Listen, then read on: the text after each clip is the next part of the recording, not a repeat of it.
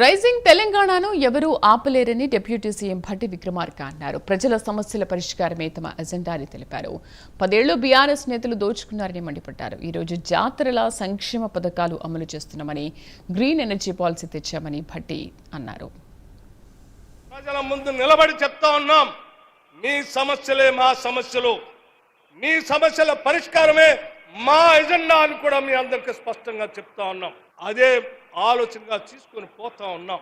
ఇటు పరిశ్రమలు తీసుకొని రావటం కోసం మొన్ననే దావోస్ వెళ్ళి 1,80,000 కోట్ల రూపాయలు అగ్రిమెంట్ చేసుకొని ఈ ముఖ్యమంత్రి ఇండస్ట్రీస్ మినిస్టర్ ఈ రాష్ట్రానికి నిధులు తీసుకొని వచ్చారు. కరెంటు ఉండదంటే న్యూ ఎనర్జీ పాలసీ తీసుకొని వచ్చి దేశమంతా తెలంగాణకి వెళ్ళి చూసేటట్టుగా చేస్తూ ఉన్నాం.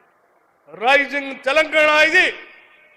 ఈ రైజింగ్ ని నువ్వు కాదు, లేకపోతే నీ చుట్టూ ఉన్నటువంటి నీ కొడుకు, నీ అల్లుడు, లేకపోతే నీ సంబంధికులు ఎవరు కూడా ఈ రాష్ట్ర ఎదుగుదలని ఆపలేరు అని చెప్పి చాలా స్పష్టంగా చెప్పడానికే ఈరోజు వనపర్తి శాసనసభ నియోజకవర్గం నుంచి ఈ కార్యక్రమాలు చేపట్టాం.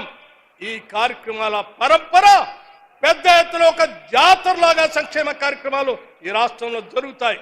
ఆ జాతరలో పాల్గొనటానికి ధైర్యం ఉంటే ప్రజల్లో వచ్చి కలవండి. రాహుల్ గాంధీ గారు ఓ పక్కన చెప్తున్న కులగణన చేయాలని ముఖ్యమంత్రి గారు కేబినెట్ లో నిర్ణయం చేసి, కేబినెట్ యావత్తు నిర్ణయం చేసి కులగణన చేస్తే ఆ కులగణనలో పాల్గొన్నటువంటి ఈ పెద్ద మనుషులు బయటకు వచ్చి ఇంకా మాట్లాడుతూ ఉంటే ఏం మాట్లాడాలో అర్థం కావట్లే. మాకు సభ్యత సంస్కారం అడ్డొస్తాం.